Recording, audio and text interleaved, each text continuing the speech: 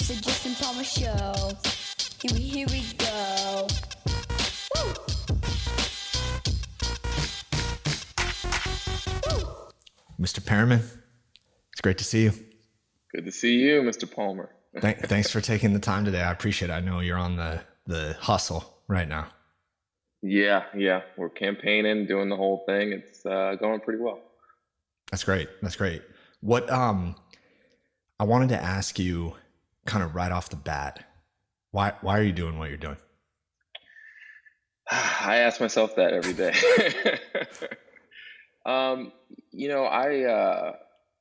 There's a short answer and there's a long answer.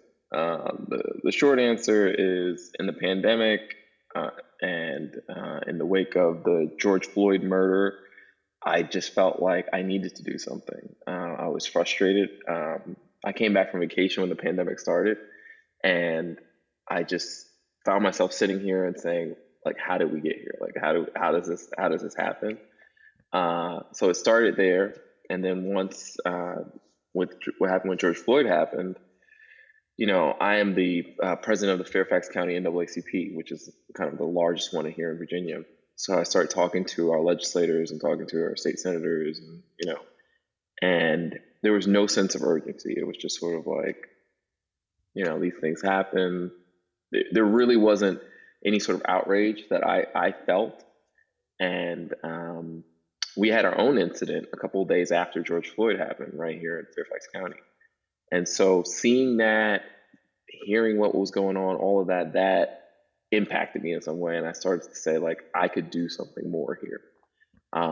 We've had pretty much since the George Floyd murder, we've had nonstop protests in Richmond, which is our capital. And, the police, they come out and they tear gas people and then they go home, and then we do the same thing every night. So it was one of those things where I'm looking at the pandemic and I'm saying, the schools are closed. We're not providing PPE. We're not providing any sort of help. The government assistance, they gave people $1,200 and said, good luck for the rest of this mess that we're in. And then in the state level, they had all these endless supplies of cops, it seemed, who were able to have endless supplies of tear gas and everything else. And it's just like, what do we have government for? If they're not able to serve us in the middle of a health crisis, they're not even meeting. There was no emergency session here in Virginia or anything else. But then when people are protesting police violence, they have everything they need to kind of squash that, right? So it seemed like our priorities were completely screwed up. And so that's what led me to run. But before that, obviously, I was engaged in politics and all that. And it was sort of going back to 2016 and just seeing everything that was happening there, where I didn't feel I had anyone on either side really speaking to the values and the things I believe in, right? Like, obviously, I didn't agree with anything Trump was saying. But even with Clinton, I was sort of like, this doesn't represent me. This is not like, oh, I'm jazzed about this. I'm really excited about this. It was so it was this kind of feeling like, well, who is the voice of a millennial like myself who has student loan debt and is dealing with those issues, right? Who is the person who's sort of speaking to the issues that are important to me? And that's what made me get involved locally in my community. But then as I got involved, the way it works with community activism, you just end up getting more and more involved. And so now I'm at this point where I'm running for office. So. And I remember in college, you were involved in student government. Had you thought about running for office, or it was like that was foregone because you were in the middle of like a full blown career as a lawyer and doing some work with the Internet Association? Yeah. So I'm still at the Internet Association, still work there, trying to, pay the bills and everything like that. But when we were in college together, which is, I can't, thinking back to us in college is funny. But I was part of student government. So I've always been someone who cared about, like, okay, well, how are things going? And I had ideas about how things should be. And then I went to law school, and I sort of, it sent me on a different path, right? Like, had to service that student loan debt. I had to make money and all that. But I was always someone who was passionate about policy. But you start a family, you do these things, and then you're like, I got to pay the bills. You kind of lose sight of that. What happened for me that got me back into this was sort of 2016. It's one of those things where it forces you to do, like, are you just angry person on the couch who talks a lot of crap, or are you someone who really lives up to your values? I was working in DC at a law firm, and a partner came in and they started representing the Trump organization. Now, at this time, he was Trump the candidate. No one thought he was going to win, but they wanted me to be the associate on that case. And I didn't know things could get as bad as they are now, but I had the sense of, I don't want to be associated with this. So I had to make the decision, and there was more to the story than that, but I ended up quitting my firm, saying, I don't want to do this. And it was that decision that sort of changed my trajectory back to what I was doing before, where it's like, oh, get involved in policy, get involved with politics. And then he won the election, and it was like, well, you need to do even more. Because I've always had this sense of whatever he represents is so opposite and contradictory to my values that there needs to be people out there pushing for something different. So that's what woke me back up and got me back into sort of activism and politics and policy. Okay. And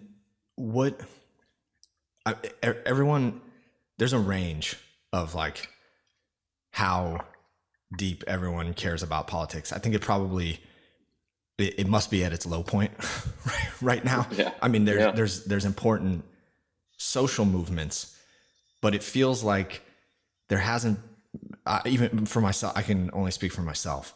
I'm totally disinterested in what's going on in Washington. And Sure. a big part of that is because I feel that no matter what I do as an individual, unless I choose to run for office, it's not really going to make that much of a difference. And I'm not interested in running for office. So what I'm interested in to hear from you is, how is it that you like identifying with an anti-Trump, or I don't know how you want to phrase it, that you would consider it. I don't feel like the president actually has that much power. I feel like they're a figurehead, and while Trump is like, yeah, I mean, the guy says crazy shit, right? Like he says crazy stuff. I don't even know what to believe right now about what's coming out, because I don't watch a ton of news, because both sides are so polarizing that I find that it's just totally unhelpful. So I'm just curious, like, how you formed your views around that. Because my view is there's a level of consciousness that our society needs to hit that's higher than where it is today, about like, it doesn't matter if you're Democrat or Republican. When you're running for office and when you're in office, you need to manage society, which has people of all different value systems, right? Mm-hmm. So I'm curious, like, what your view is on that. I know that's a lot, but. No, and you raise interesting points. I think most people are where you're at, right? Like they're like, there's stuff going on, I don't really care. I gotta work and do my own thing, and these guys are always yelling at each other. What does that mean, right? I grew up in a household really was not, if not disinterested in politics, wasn't really engaged to that extent. They were Democrat, they voted Democrat, but they weren't like engaged. And it's interesting. I grew up in Brooklyn, New York, and at a young age, I kind of saw that the people around me, they didn't really have much control over what was happening in their communities and whatever. And that's at the local level, right? Like they just did it. And then through school and everything else, I did this program called Junior Achievement. And I met some rich people and politically engaged people. And it was kind of the polar opposite, in the sense that they had very much interested when everything was going on, and they also seemed to have some sort of agency in it, right? Like they were acting in some way that was different. And when I went to law school, I met a guy, Professor Connor, and he said something to me that I always screw up the numbers, but it was something like, 90% of the people have no idea what happens, right? There's another 5% that knows what happens and understands it. And there's another 5 that makes it happen. And he's like, that's the world. And I didn't, that clicked for me, because I felt like I was always in the 90% of things were happening to us and we never understood why, why is this bike lane here? Why is it not here? Why is this neighborhood this? And it was just sort of things were happening around us. So it was always very interesting to me. How do these decisions happen and affect these communities, whether they be Black, brown, poor, and we never seem to understand what the hell's going on. It just sort of happens one day. So I've always been interested in sort of that decision-making process and being a part of that.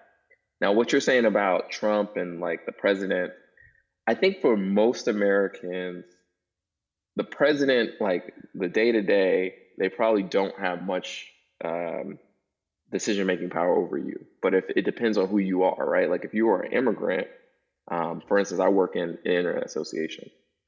A couple of weeks ago, Trump was saying, and he actually went through with this, was saying like, I'm going to stop student visas.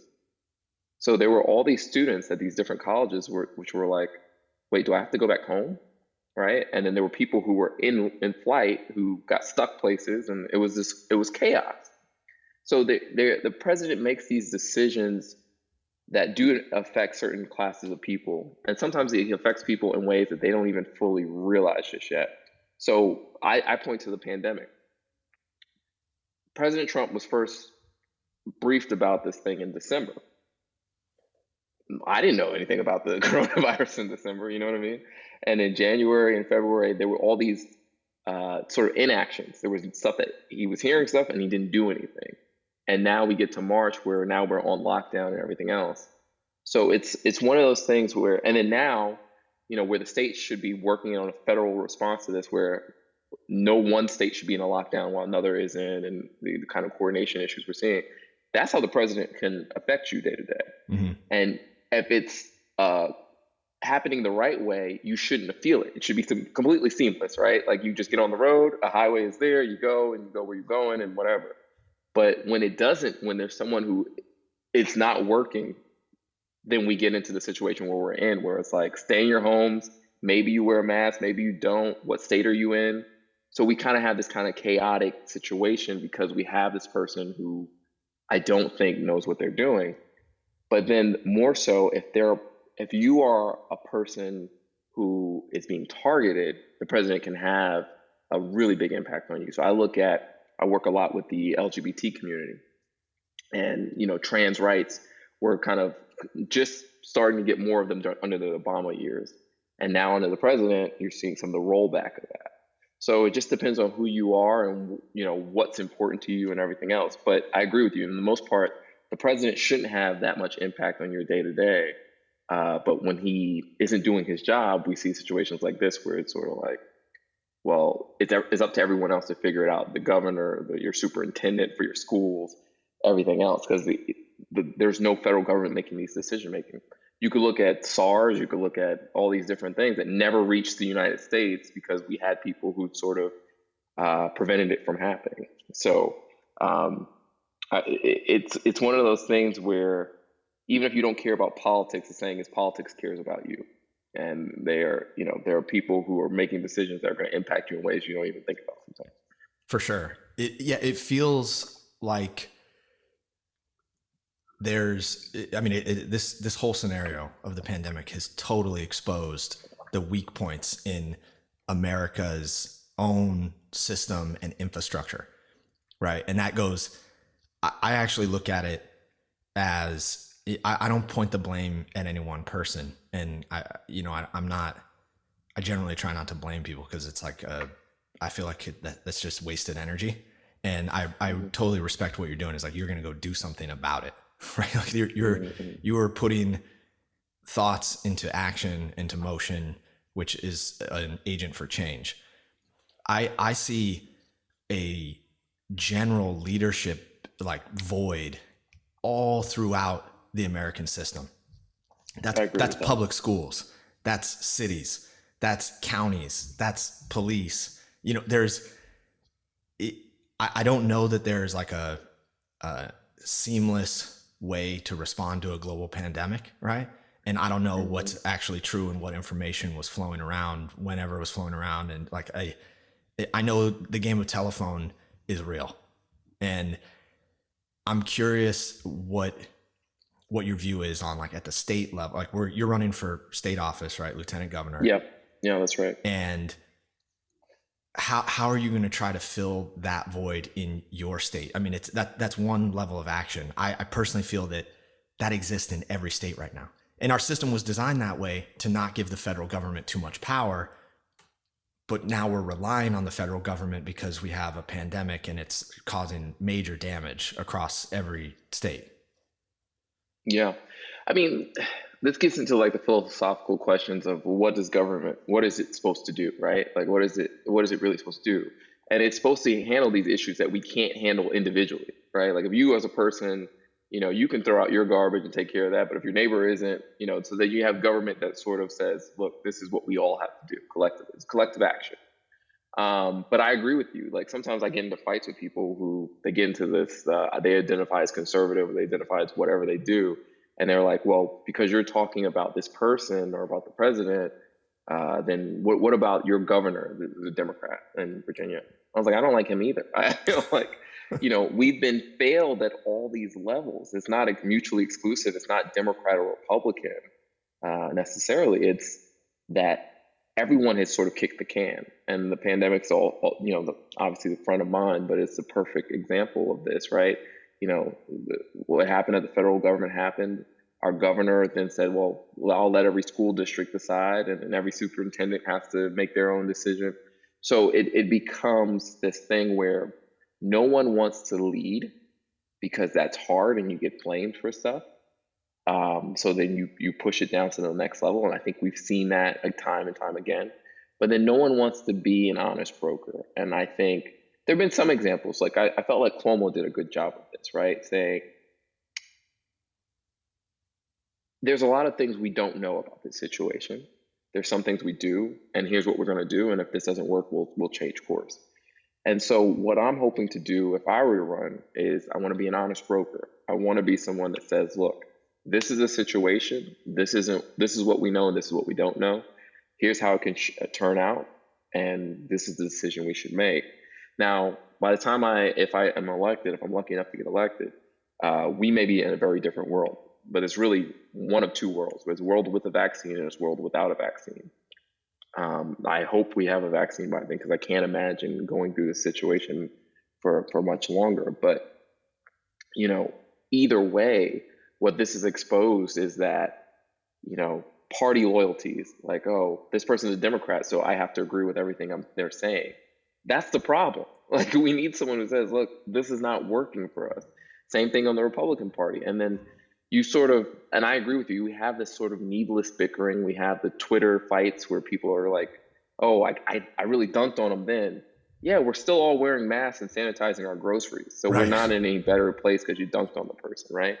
So I think there's this need to tell the truth, to be outspoken and just say, hey, this is what we need to do as a society. This is how we bring up everyone.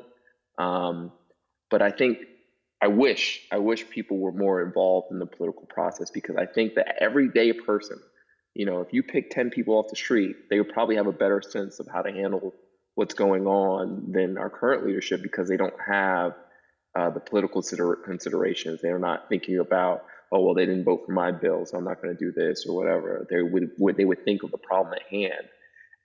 And being in this process, I see how much other noise there is in this, right? Like, I have to raise money and I have to do this stuff to be this person who's viable as a candidate. But that doesn't really, if someone comes along and is able to raise more money than me and they become the candidate, it says nothing about whether or not they're suitable to lead. Right. And so that's part of the flaw in our system now, is that there's so many other things besides your leadership qualities that determine whether or not you're in office. And we see that at every level. We have these rich guys who now they're faced with an actual crisis, and look at where we're at.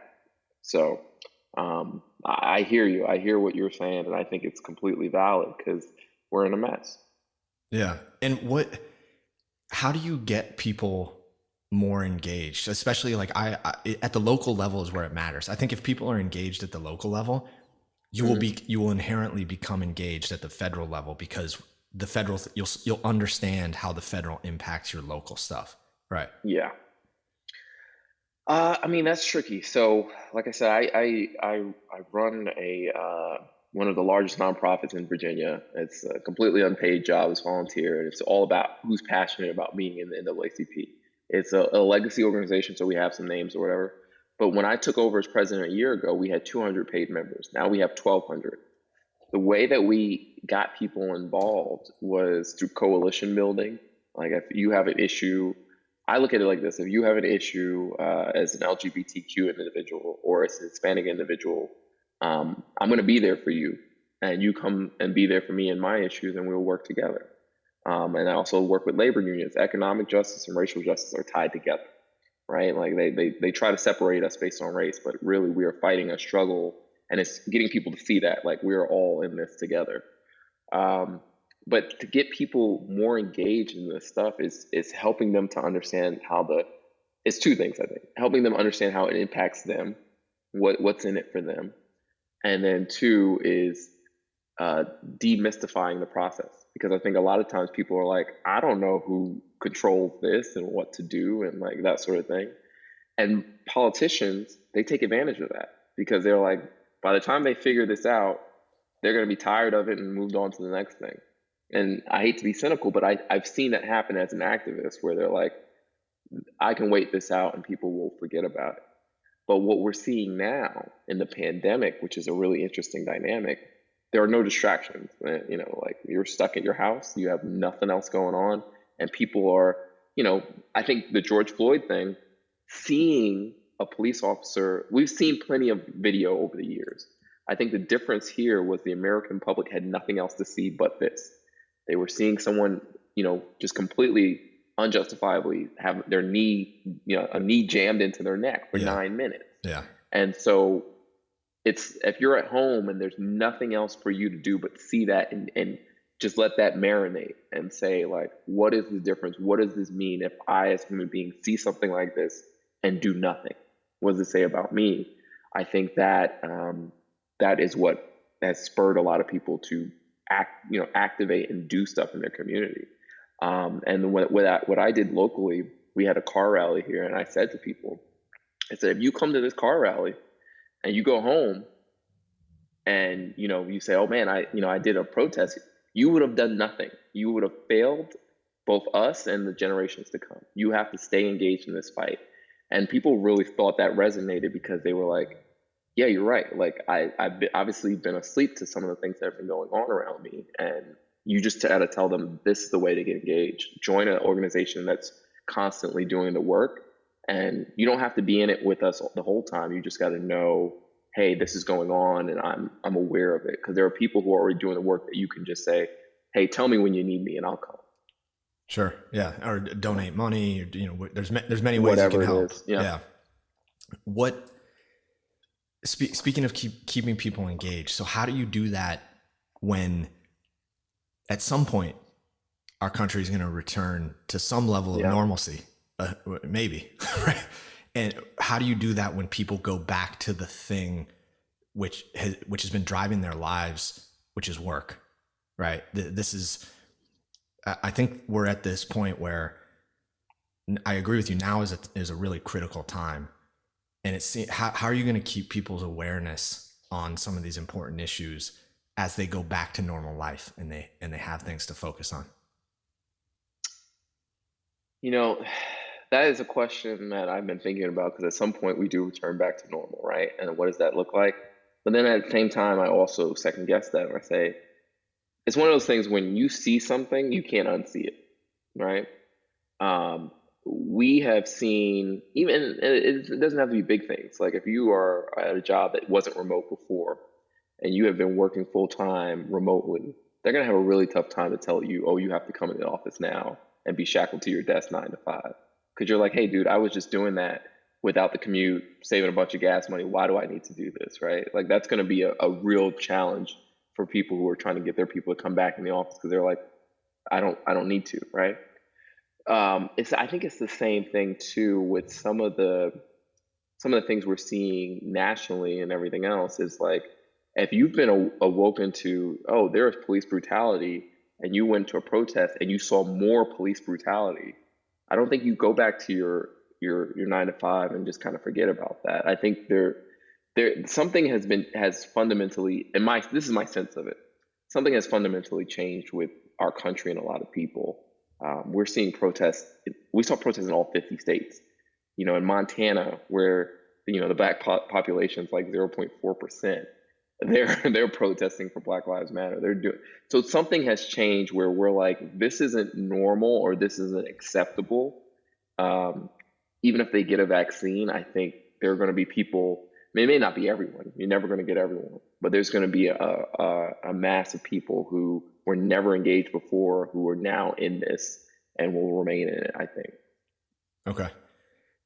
And the police thing, I've trained jujitsu for about a year. I'm very, very early in it.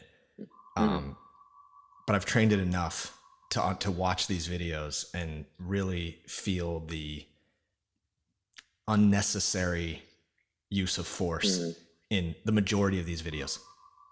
And I can't process it from the standpoint of like, I wasn't there.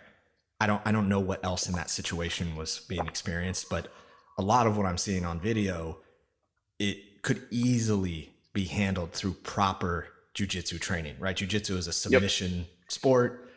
It gives you I think Henry Gracie calls it scalable levels of violence. And I see that as a clear path to better training of police departments. And I just wanted to segue for a minute into this because I'm curious to your views of, I know police department reform is something that's high up on your list. What is your plans for Virginia? Yeah. So for Virginia, it's a couple of different things that we're working on currently in my role in the NAACP. Right now, and some people think of this and they're like, "You hate police." I'm like, no, not really. I don't really think about the police in that say. I'm not sitting here like, "Oh man, I really hate them. How am I gonna stick it to them?" It's more what we're doing with the police doesn't make sense, and they're not trained to handle the stuff that we're asking them to handle. So right now we have police in schools, in every school, and they don't reduce school shootings. We just know that. But they do lead to more arrests of Black and brown kids, and also disabled kids, which a lot of people don't talk about. But the disabled kids get arrested by police a lot. For what? And then, is there like a theme there? Well, yeah. So sometimes it could be autism, and so the police say, "Why aren't you following my orders?" And they're not really understanding their orders. It could be, behavioral issues that they just, rather than saying the police aren't equipped to deal. They're not teachers. They're not counselors, so they don't know how to deal with these kids. So they just arrest them, and that's what ends up happening. And we see it. The Government Accountability Office did a big study about it, and we see it here in Fairfax County. They were restraining and secluding, putting them in rooms by themselves, restrained to deal with them, rather than dealing with them how they probably needed to be, because they don't have the skills to do that. So a lot of times we're asking police to do everything. We're like, you can be a counselor, you can be a social worker, we do this. And we need to invest in the actual jobs that we need. Like, we need more counselors in schools, and we need all of those things. So that's part of it, kind of diverting those funds to counseling and the items that we need. Another part of it is changing the way that we look at policing, where we have accountability. The big conversation we're having nationally, and we're having in Virginia as well, is qualified immunity. A police officer, you can't sue them, even if they do something completely egregious and violates their policy. They have this qualified immunity where they just cannot be sued. So it's I think it would change behavior. You've done business before. If you have incentives of, oh, I might get sued if I do this, you may not do that thing, right? You may look at the way you go about it differently. So, those are some of the things that that we are looking at. But to the deeper part of your question of, there are ways that you could subdue people without killing them. We know that. And it happens. It just doesn't happen that often for Black people. And so I think we do have to deal with the issue of bias in policing, because we see it time and time again with the demographics. Here in Virginia, in Fairfax County, where I'm at, Black people make up 9% of our population. But when we look at use of force cases, they're 50% of those. So they have plenty of interactions with white people that don't end in violence, and they have the same interactions with black people, and for some reason they have they use force. So I think we need to figure that part out and figure out how do we get them in situations where they're not dealing with something they're not equipped to deal with, and that's a challenge. So some of the stuff that we're dealing with is demilitarizing the police, having a database that tracks policy violations. So, if you get fired one place, you don't get to move to the next county and get hired as a cop all over again. And then ending qualified immunity. So if you do something that's completely outside the scope of your job, you can be sued for it. And I don't think this is controversial or shouldn't be controversial. Some people look at it as an attack on police. I'm a lawyer. If I were, handling a case and completely screwed it up, I get sued for malpractice. The same thing for a doctor or any other profession. So if you're a cop who kicks in the wrong door and shoots someone, how is that acceptable, right? Like, how is it not in our society that person who was shot or their family can't sue you for that behavior? And if we allowed that, I think we would see fewer incidents of that. We would see cops acting differently and being more careful with how they interacted with the public. Yeah, that's interesting. The database thing makes total sense to me. And it's 2020. We have the internet is everywhere. How do we not have databases to track people's performance, right? I mean, that seems crazy. Well, that's the thing. They will do something in one place and then move to the other and become a cop again. And that's what the database is. It's mind boggling because you hear about it and you're like, how the hell does that happen? But it does. Yeah. Yeah. It seems to me that another component that would be helpful is having people from the actual communities be responsible for the police department. And that means that you need people to step up from the community and say, I want to be a police officer in where I'm from, right? Mm-hmm. Where you actually have some tie-in. And the only example that I have from this is New York, because I spent the last 15 years there. Police in New York that's a different animal in general. It's chaos. And even guys that live in the city, they're generally policing areas that they don't go to. And I think that becomes a problem when there's issues in the community and you don't have anyone that's even part of the community involved. That to me seems really important. It's just like you have to have some level of fabric that ties everyone together. It doesn't mean that things aren't going to come up. It doesn't mean that there's not going to be issues. You need to invest in those people to help police each area. I don't know if that makes sense. No, and what you're saying makes sense. I mean, you're trying to build trust, right? And the way we've been dealing with it here is with our we're trying to get civilian review panels, right? Because right now, if there's a complaint against the police, it's investigated by the police. So it's, when we deal with the homeless population and they say, hey, this, cop harassed me. If you tell them that, hey, well, you can file a complaint, and they say, with who? They have to go to cops. They're not going to do that, right? So we need to have community involvement, and police are really resistant to any sort of oversight like that.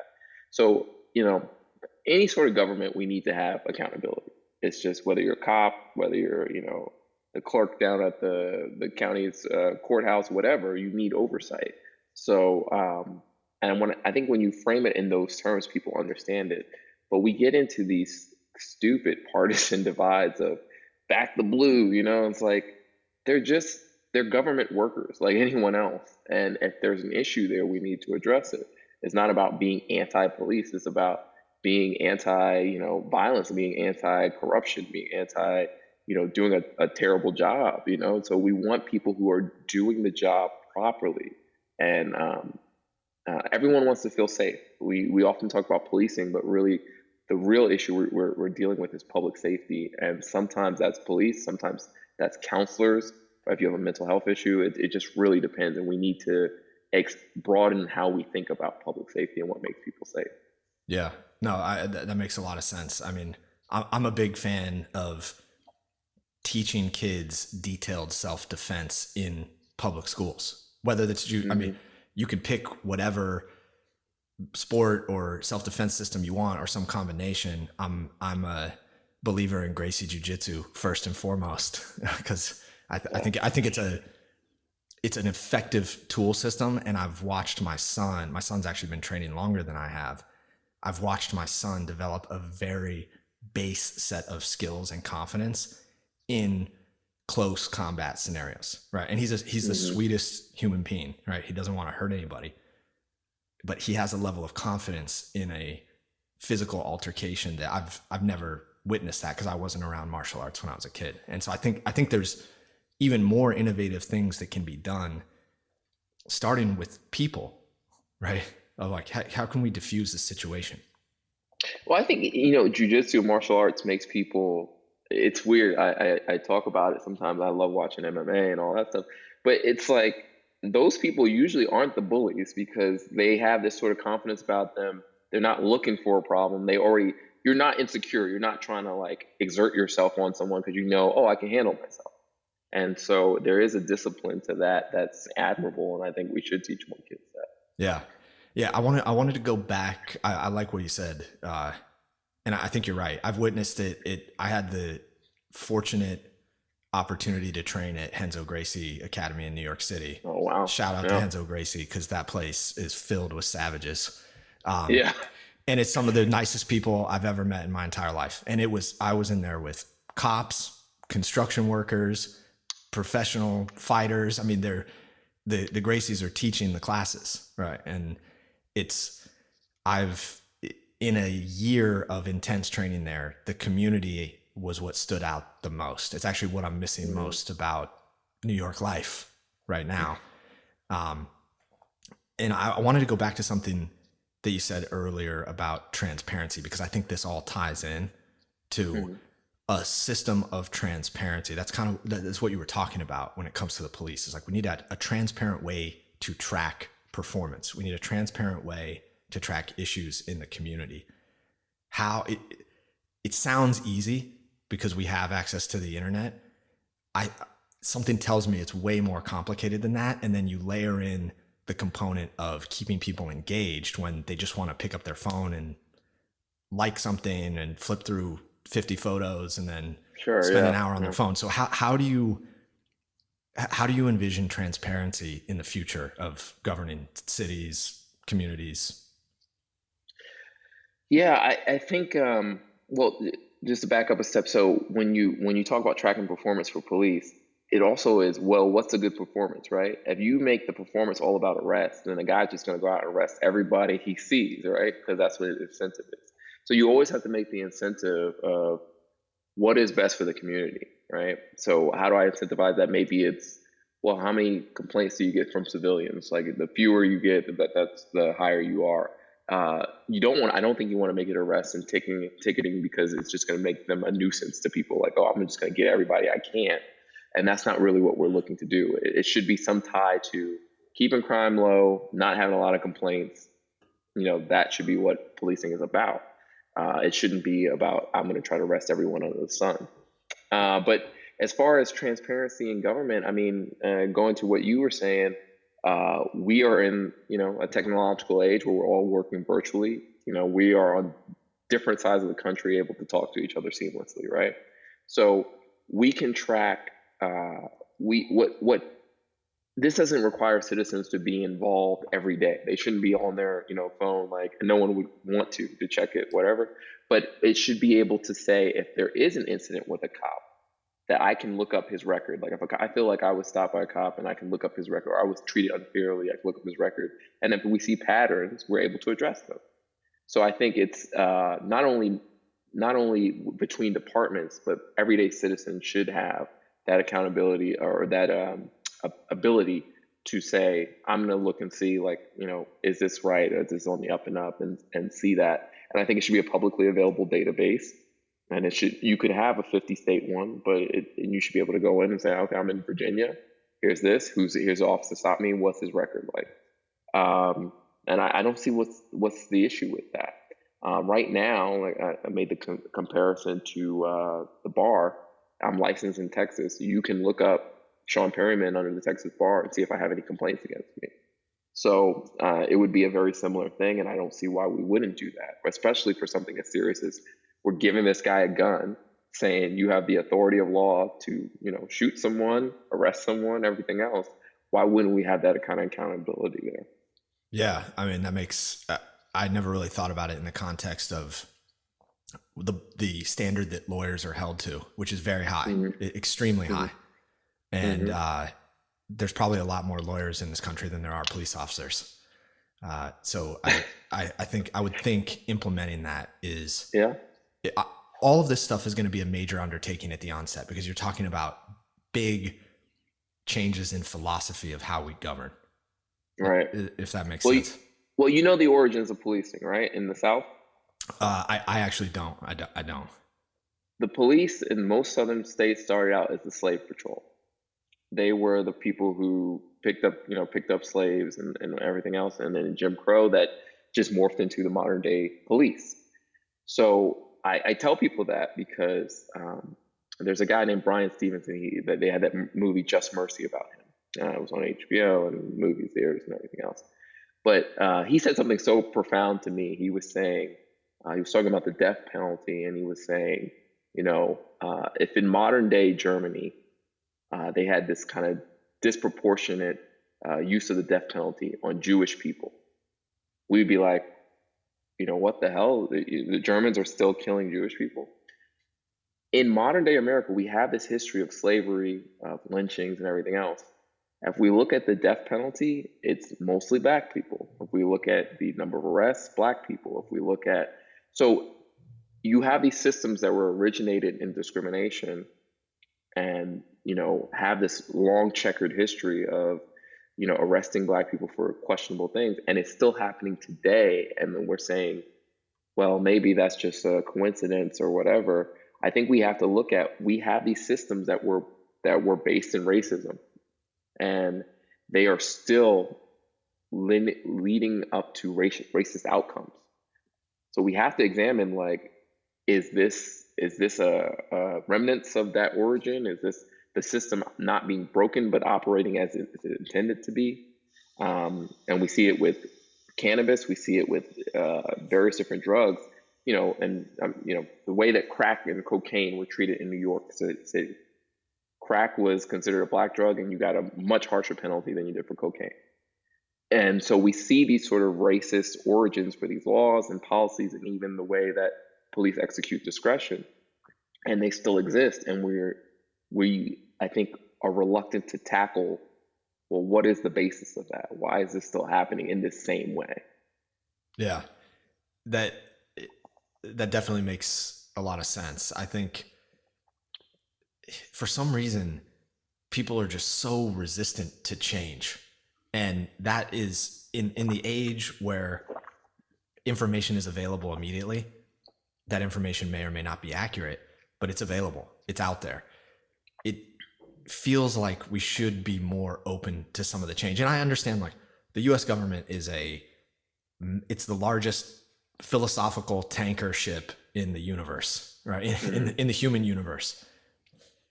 You can't go through and make a bunch of changes overnight. You have to start kind of incrementally chipping away at it and figure out what works and what doesn't work.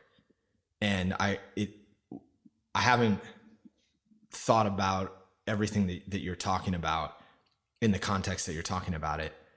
Although I see that there has to be some important big shifts in police philosophy, like the philosophy behind policing. And I actually felt it when I was a kid. I got in a lot of trouble when I was a kid. I had a lot of unproductive energy, and my father wasn't present when I was a kid. My mom was working a lot. So I had numerous run-ins with police officers, and almost none of them were positive. Right. I still respect the police today from the standpoint that all these people are humans. They're trying to do their job. They're trained in a frame of the world that may not be the best frame of giving them unfettered power and just letting them sort of unilaterally govern in their position until something goes horrendously wrong. That seems like a terrible way to train people to police. And I think peeling back the layers and starting to peel back. I actually think it's a good thing. At first, when all the news started coming out, I was like, defund the police. This is crazy. You can't do this. And I still believe that. But what I'm seeing more and more is we need to rewrite the entire code of ethics for modern times, almost for our entire society. And Yeah. I don't know what your view is on that. I always get asked about the defund the police movement and all that. I never criticize anyone's activism because I think it does have a place of like spurring conversation and like doing that whole thing. But I never really use the term myself. I use reimagine public safety because I think it gets to what you're saying. We're in a modern day where we're not in the 80s crack era. We've seen a drop in crime since the 90s, and it's kind of persisted with some exceptions here and there, but mostly the crime that we saw in the 70s, 80s, and 90s has really gone down, right? But we are still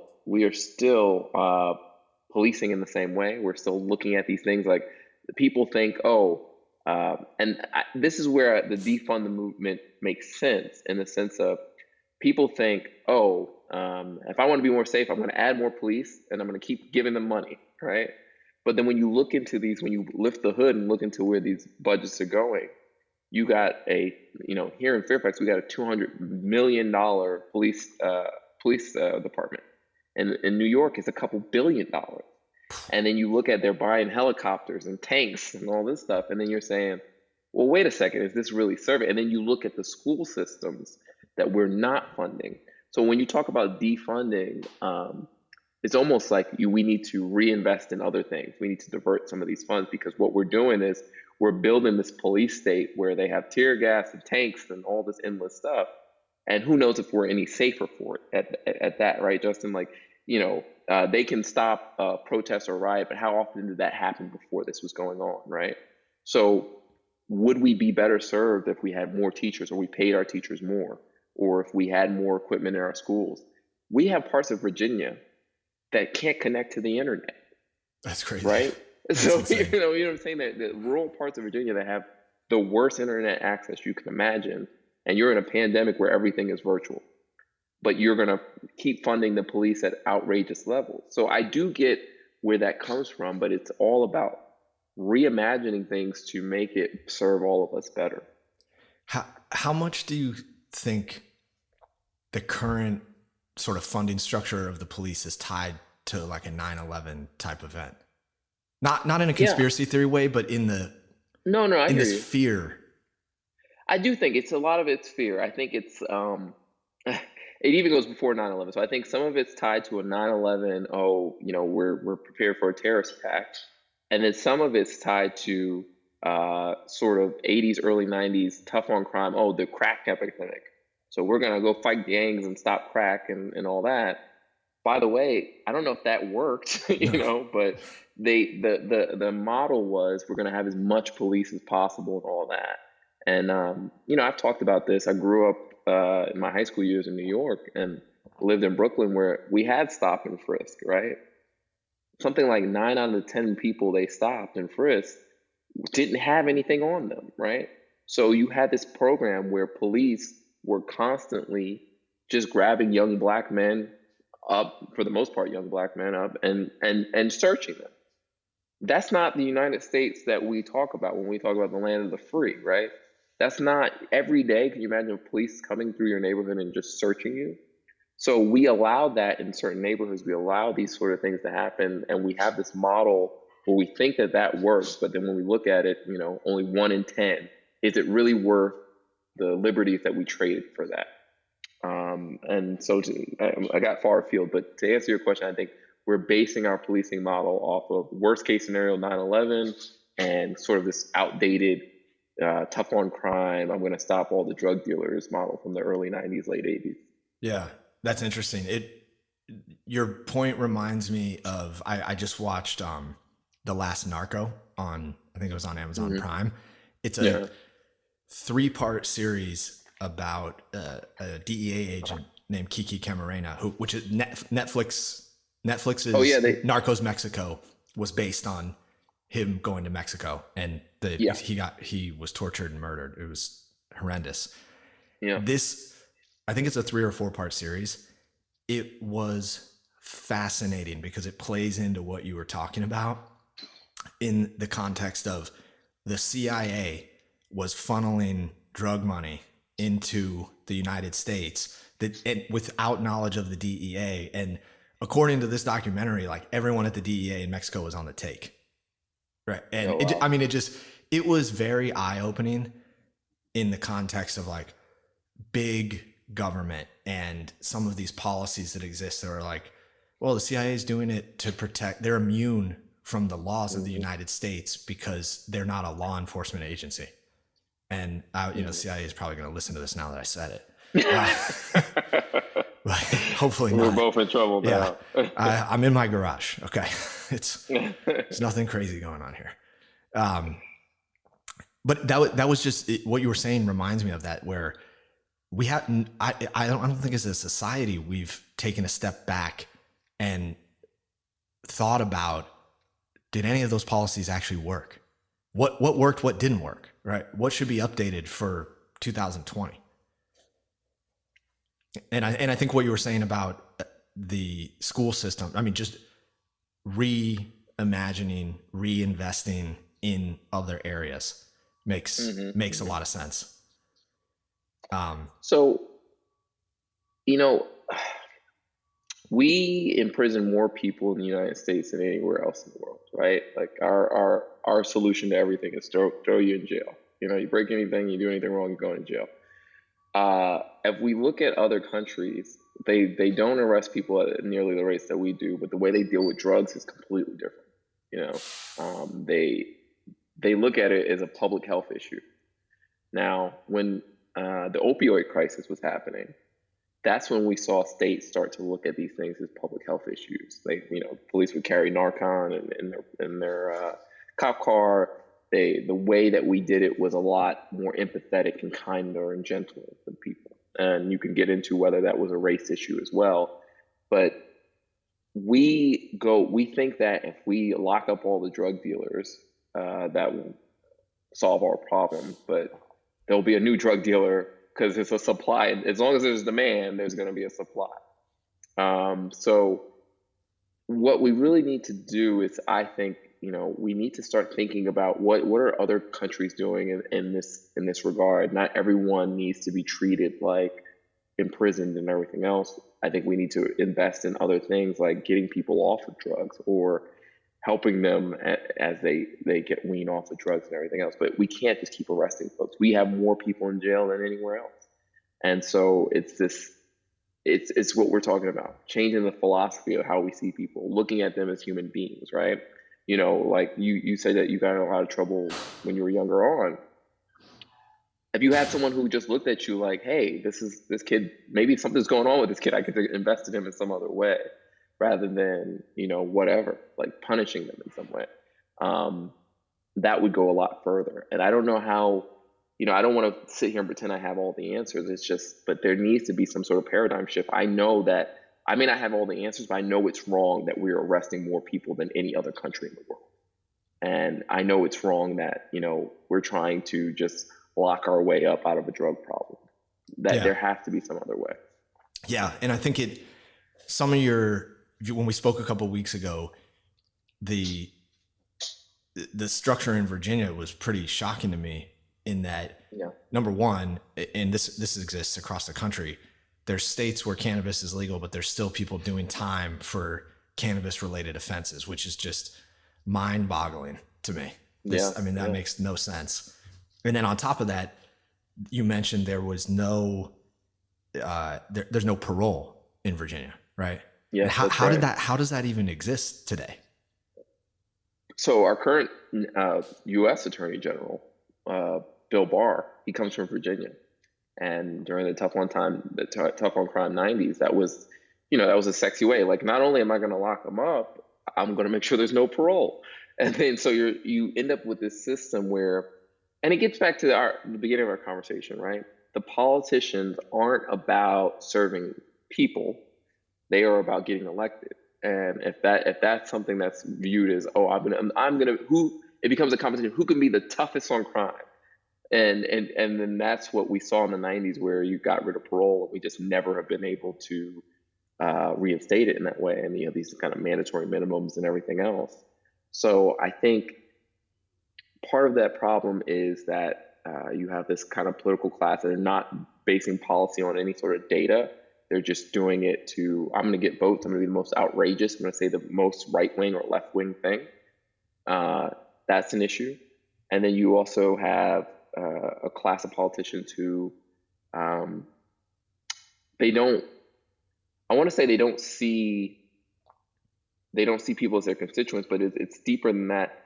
They come from this sort of thing where they've never had an issue, right? Like they come from the background where they may have money or anything else, or they just never really saw themselves as having that sort of problem. So everyone is sort of otherized. If you get in this sort of issue, that's your problem. Something's wrong with you and whatever. There are plenty of Americans who struggle with drug addiction. There are plenty of Americans who just use drugs who have no addiction. It doesn't make you a bad person or a good person. It's not about that. That's a really reductionist way of thinking of things. And we need people who can see the humanity in other people and who empathize with others and will craft laws in a way that reflects that. Yeah. It's, you bring a very enlightened philosophy to the politics game.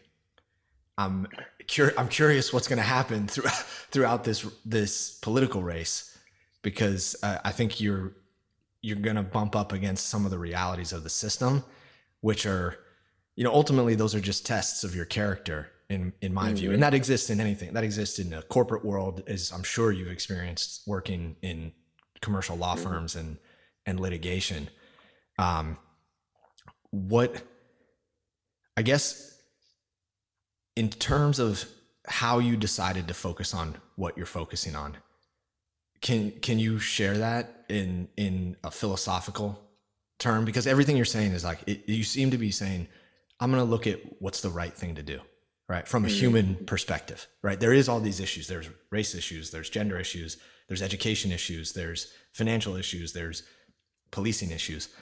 How do you keep that momentum once you actually get elected and then you're in the middle of the system that is not really designed to allow you to do all those things at once? How do you decide what to focus on?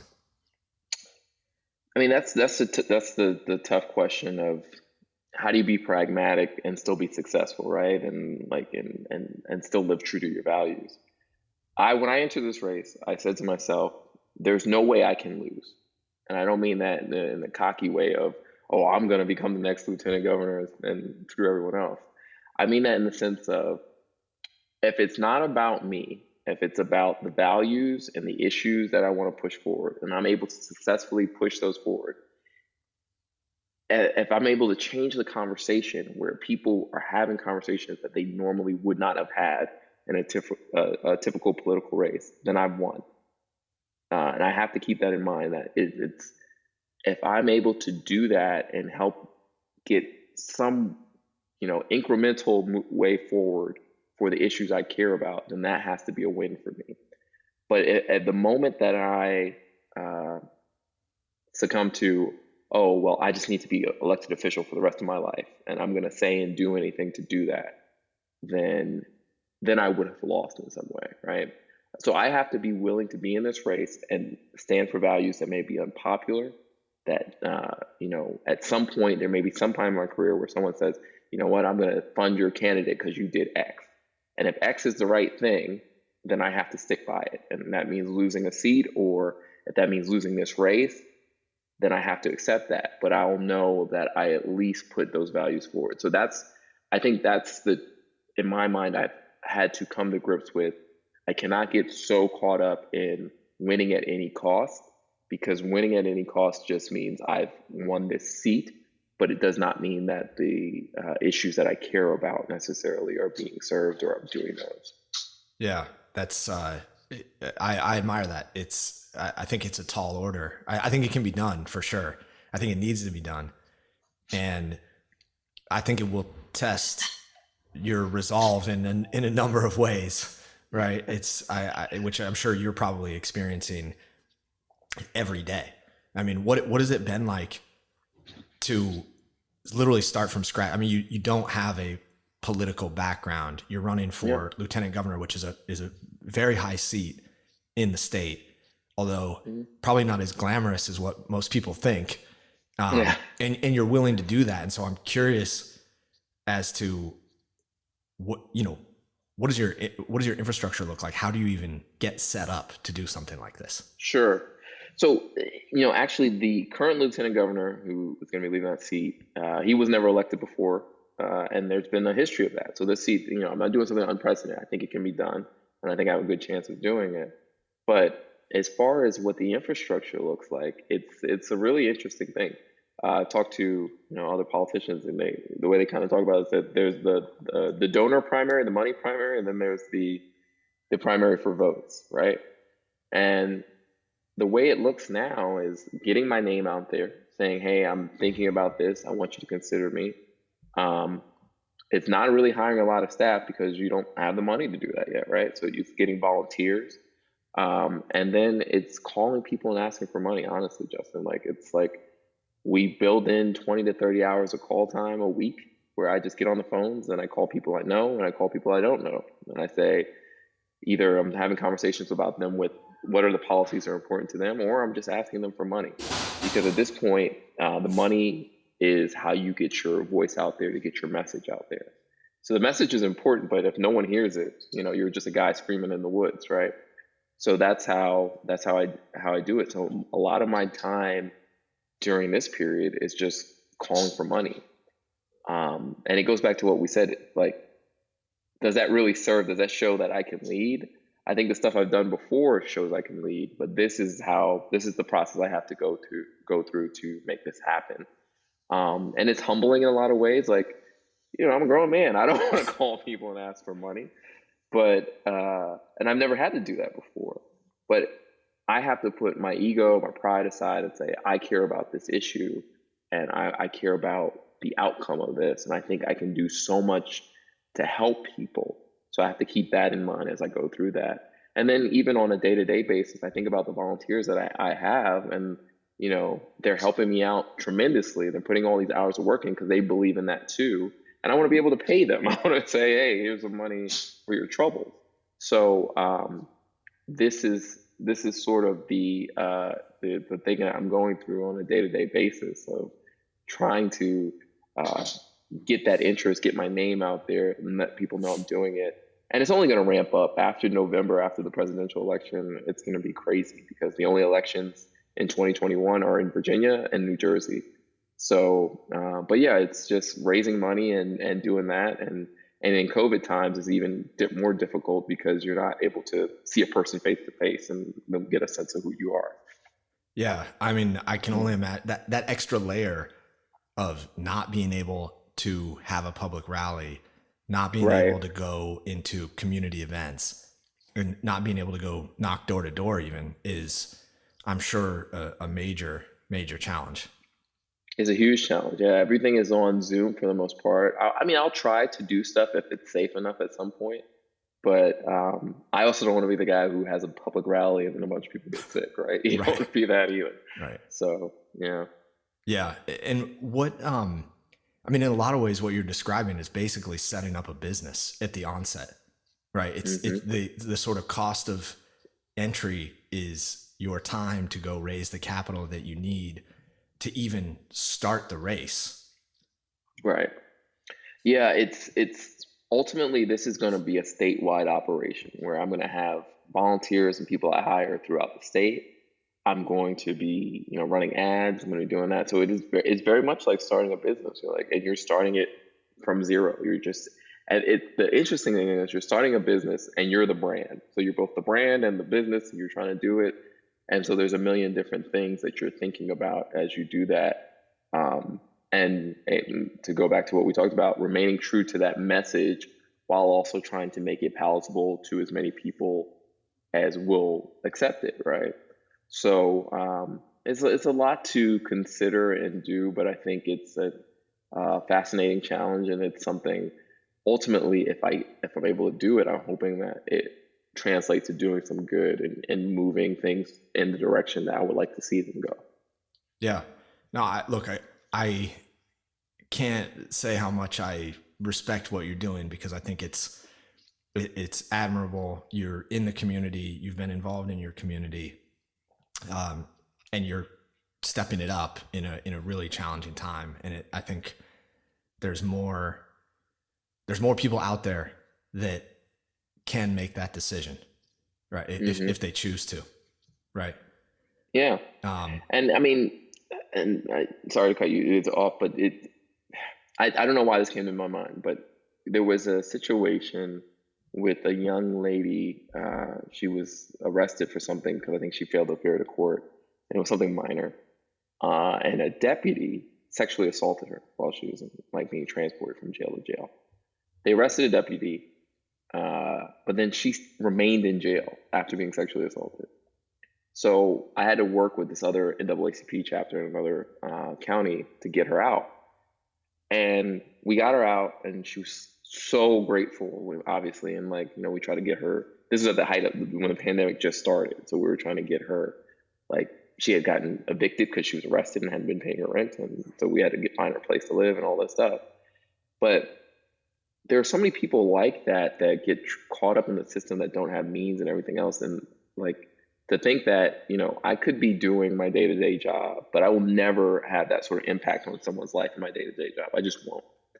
So this is when I talk to people about getting involved in their community, you just don't know who you're going to help. And that's a small scale, one person thing.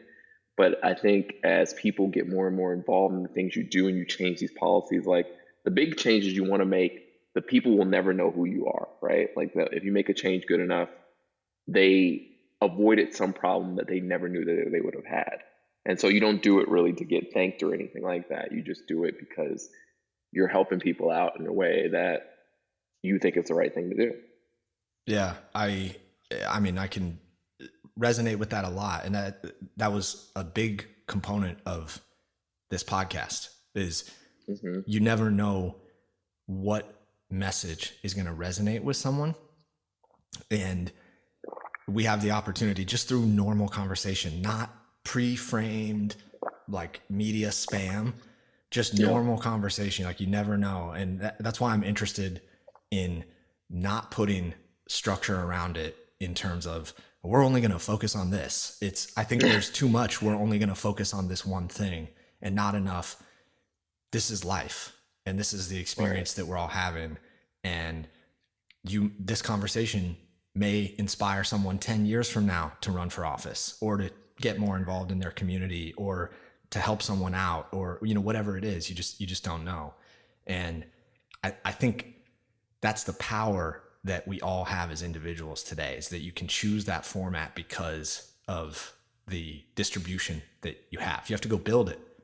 You have to go create it. But I think if you do it from your heart and the right place, it will come, because there's not enough of it in the world today. Yeah, I think that's right. I wanted to switch gears because there was one other big ticket thing that I wanted to talk to you about, which is affordable housing. And it's something that I've thought about a lot. As a big chunk of my career has been in the commercial real estate business and investing and building stuff. And I feel like it is one of the root causes of some of the major economic challenges in our country. And I'm curious, I know from just our conversation a few weeks ago, it's something you're interested in.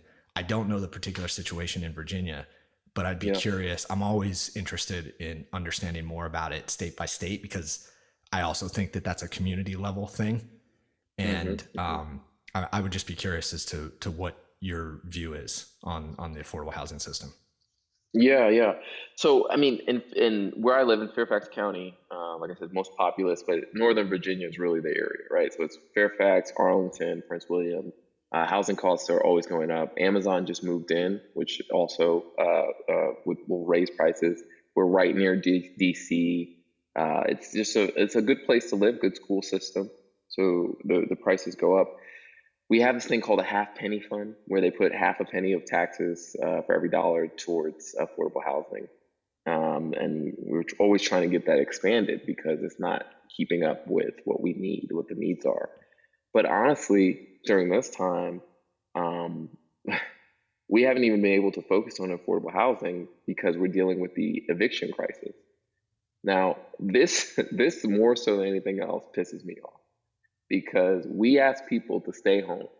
We said, at the beginning of this, at least in our lockdown, stay home, don't go to work, don't do anything, just stay there. For most people, they're not just sitting on money, right? They have to work to live. And then when we open back up, some jobs opened up, some didn't, some were gone forever, we have like something like 50 million people unemployed in the US. It's crazy. But immediately after we opened up, people started talking about like evicting people because they weren't paying their rent. But it becomes this thing of, well, how are you going to stop them from working and then throw them out of their houses immediately? You didn't give them any sort of, what were they supposed to do? It wasn't like they stopped working because they were lazy or just didn't want to. Like they were under a government mandate not to work. And so now we're dealing with this eviction crisis where we're fighting all the time to extend the eviction moratorium to stop the evictions and come up with some plan to get people on track to pay. And that, I mean, look, I grew up in a family where my grandfather, he bought a house because he, working class guy, bought a 4-family house. So he was a landlord. So I know there are landlords who are working class people too, who need to get the money in, but we need to do something for both, right? We need a mortgage freeze or rent freeze or something, because what we're having now is essentially you told a bunch of people not to work, they listened, and now you're throwing them out of their houses. So that's been a huge issue for us. Like, what are we going to do about this situation where we are able to get people to be, because here's the other thing, if those people are homeless or on the streets or wherever, this pandemic's only going to get worse. For sure. So yeah, so it's this terrible situation that's, usually with affordable housing, we're trying to increase the fund, we're trying to get more people, we're trying to get them to build more units for affordable housing and place those in different locations. But now it's just a sort of a necessity thing of please don't throw them on the streets. And our governor has extended the moratorium to September 7th, but it's sort of unrealistic. This thing is not going to be done in September. It's not going to be done in October. This is something that we need to come up with a long-term plan. But it's that failure of leadership again, where we're kicking the can down the road. And yeah, it's really unfortunate. Yeah, it seems there's some sort of disconnection with the reality of the situation that we have at hand, right? And I hadn't really thought too much about the immediacy of it. I don't own any residential anymore. And so it's all of our stuff is commercial properties and we own limited stuff at this point. The marketplace in general is a private market. The commercial real estate is generally a private market. There is publicly traded companies. Sure. All those contracts are privately negotiated. They're different structures, different forms, different leases, different laws in different states and counties, all that stuff. Sure. And I think this is going to be a major issue for our country across the board, because I can tell you right now, commercial lenders, most of them are saying defer, not forgive, defer. That means you have to pay it back. There's no deferment of your income that you lost, right? It's not coming back in. Right. And most people weren't in a position to last for 6 months without income in general, right? And that's a long time to last, period, when you don't have any income coming in. Yeah, exactly. But I mean, here's the thing: in other countries, in Canada and everywhere else around us, when they saw what this thing was at the beginning, most governments said, "Okay, we're going to give you $2,000-3,000, something like that, for the duration of this thing. Like however long this lasts that you can't work, we're going to pay you and give you some sort of thing." Now, the U.S. government can do that. They could have done that. They have the money to do that, but they didn't. So now we're in this sort of situation where, well, like you said, you can't defer your income. That money is never going to come. We're in this kind of untenable situation where nobody's going to be made whole, or somebody's going to lose, right? Unless the government comes up with some sort of program where they pay for it, or some kind of rental assistance or something like that. But I really feel for the people who are in this situation, because again, this is not their fault. They didn't say, "Oh, I'm not going to work this month."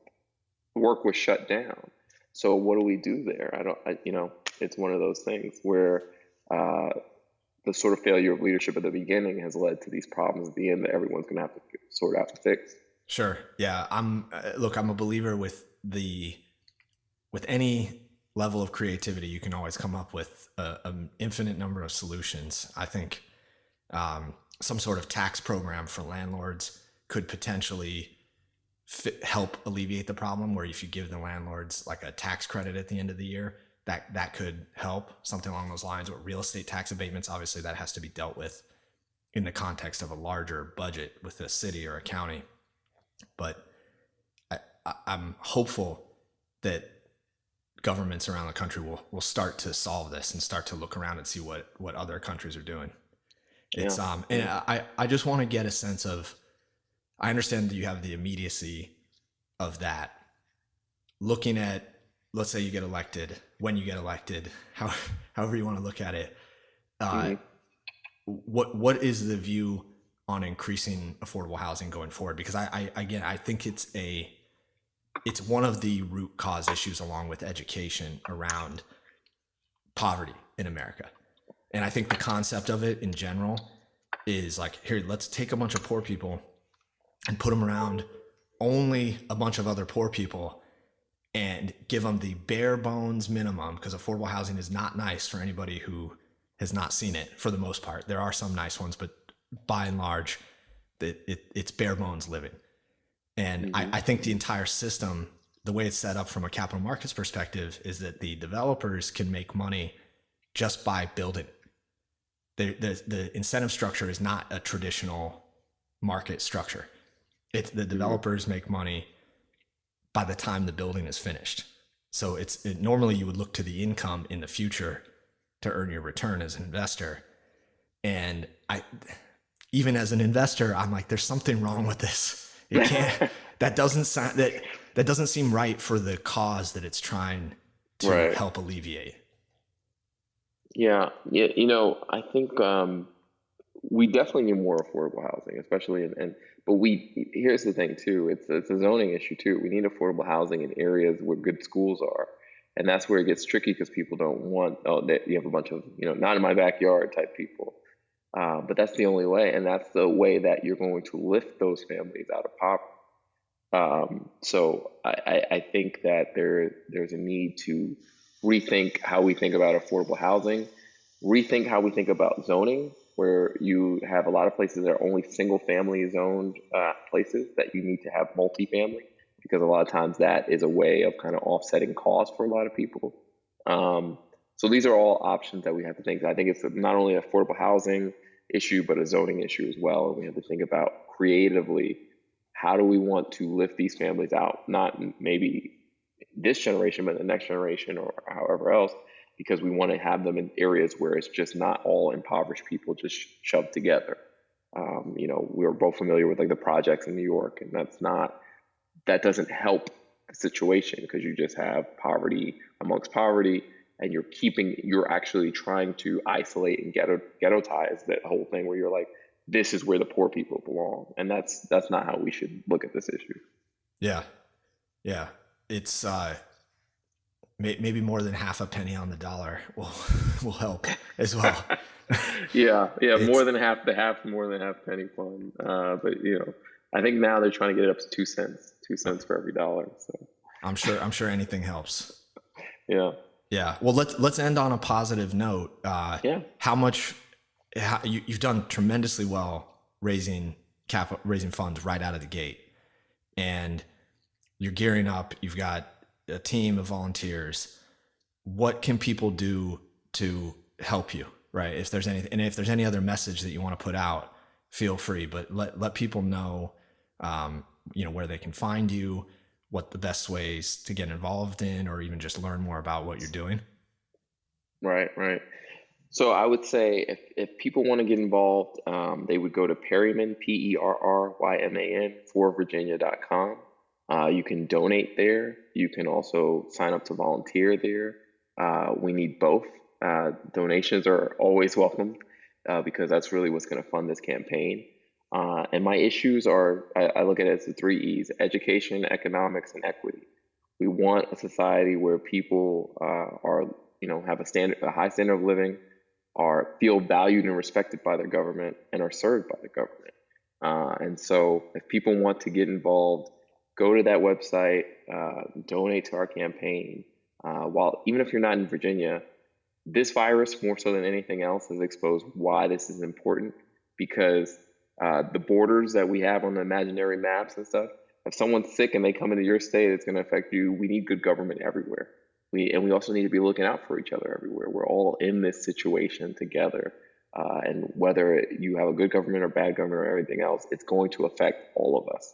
So I just would hope that people would support the campaign, support someone who's looking to have that strong leadership we've been talking about the whole show, and doing the right thing and looking at it from a human perspective, that we all need to take care of each other and help each other out when we can. That's it, everybody. That was an amazing conversation with Sean. Check him out online. Even if you don't live in Virginia, check out what he's about. Think about how that can make an impact in your state. And if you have the resources, please support him.